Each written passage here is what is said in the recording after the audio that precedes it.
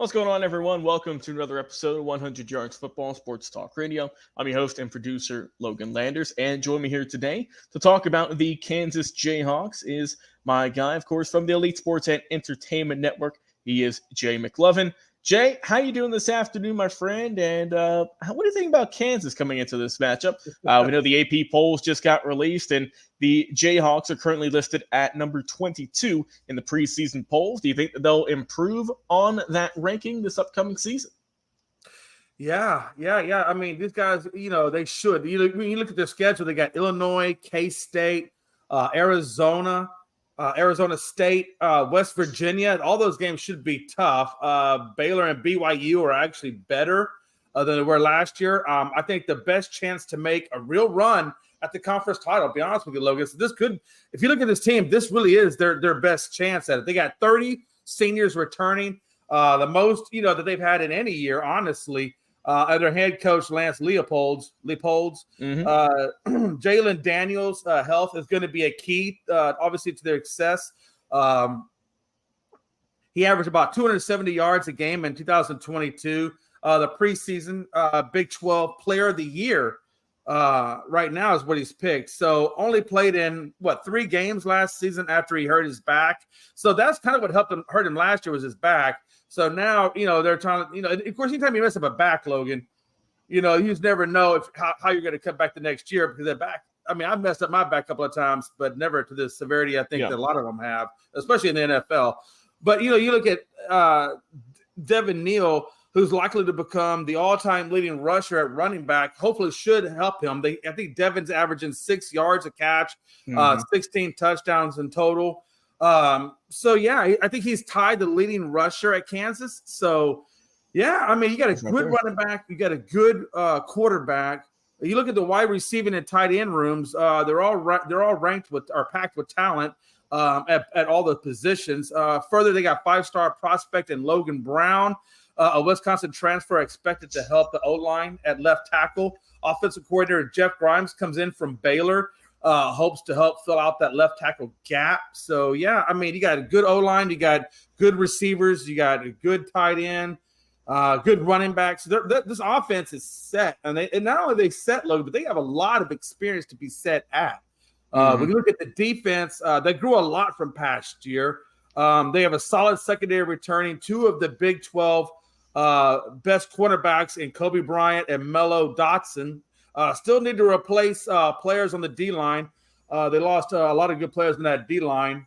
What they really lost was in the leadership of linebacker Rich Miller. So they got some experience and some leadership they need to replace in the front 7.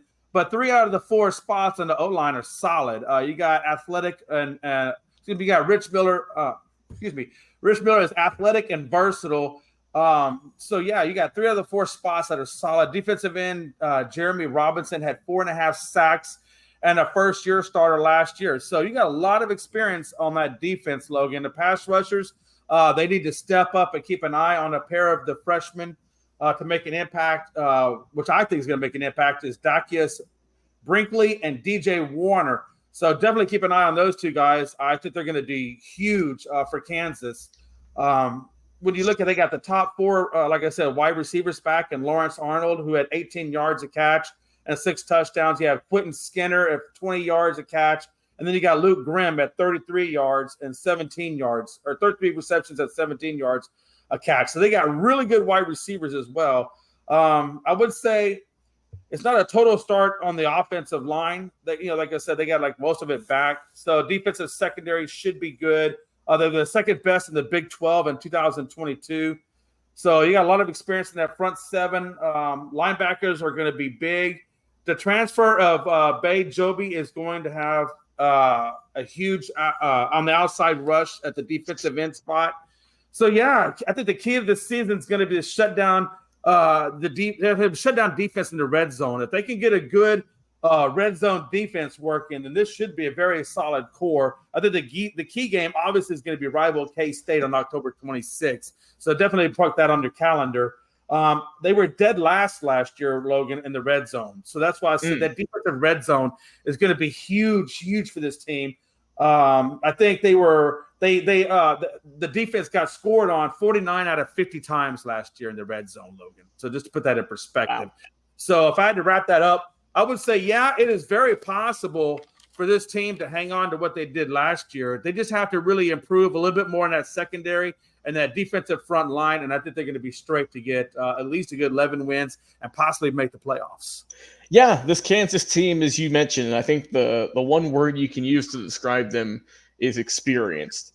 I mean, if you look at this depth chart, Jay, you're going to see a lot of S's and a lot of R's, meaning seniors, next to a lot of these players' names.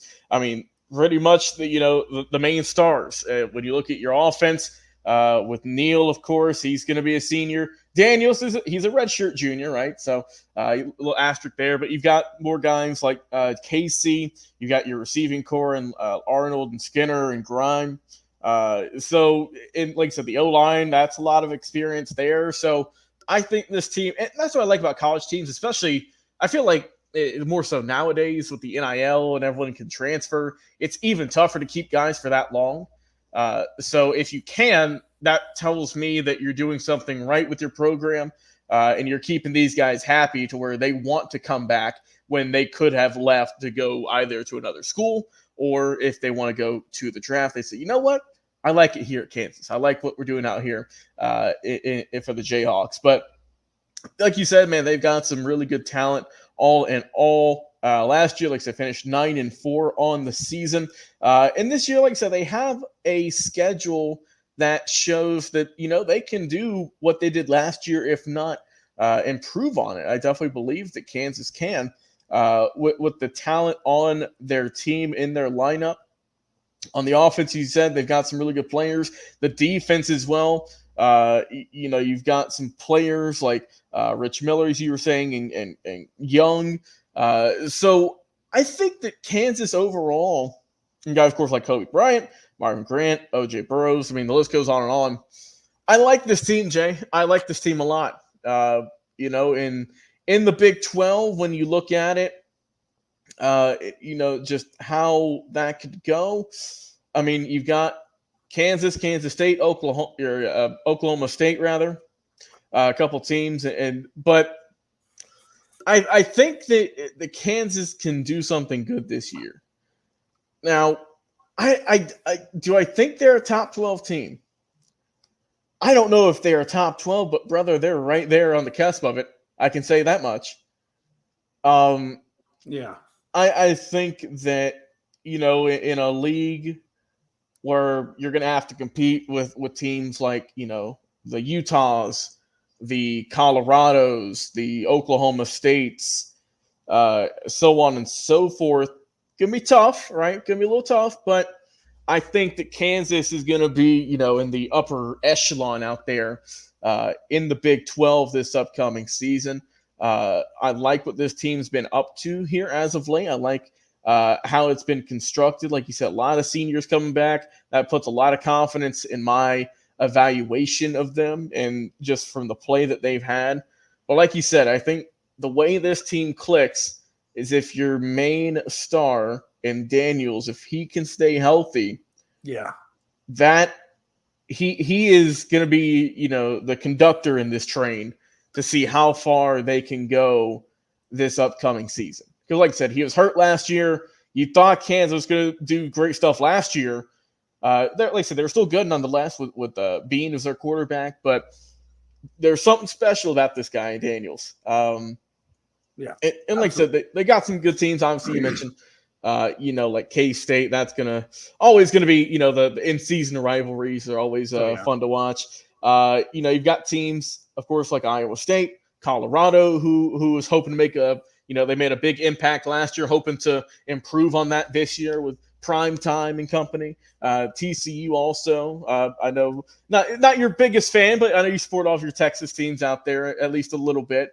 So I think the Kansas is locked and loaded, Jay, for a solid 2024. I think they'll look good this year. And who knows, man, they could make a run at it this year. Currently ranked a little bit down in the top 25, but they are still a top 25 team coming into 2024. Jay McLovin, appreciate you, my brother, coming on the show talking about these Kansas Jayhawks. I've been your host and producer, Logan Landers, guys. Until next time, we'll talk to you again on